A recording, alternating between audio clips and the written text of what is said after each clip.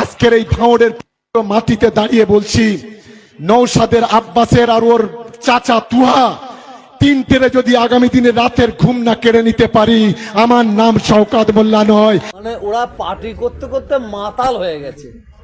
অভিষেক বন্দ্যোপাধ্যায় শওকতকে ঘৃণা করে, এটা আমার থেকে শোনেন, ওকে ঘৃণা করে। মনে রাখবেন, বাঘ ঘুমিয়ে আছে, বাঘ যখন গর্জে উঠবে না, শওকতকে টানা ছিঁড়া করে ফেলবে। ওখানে একটু কুল্লি করলি, নাম বলতে হবে তো, ওই কি নাম, ওই জালে মোল্লা, ওর কথা নিলে আমাকে একটু কুল্লি করতে হয়, জানেন তো, একটু কুল্লি করে দিতে হয়। হ্যাঁ হ্যাঁ, না বমি হয়, বমি লাগে কেন হুজুর এমনটা মনে হয়?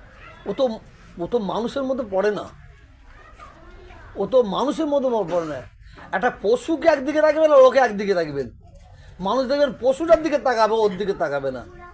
কারণ ও মুসলমান নামে হচ্ছে মুসলমানদের কলঙ্ক, ও মুসলমানদের দুশ্মন।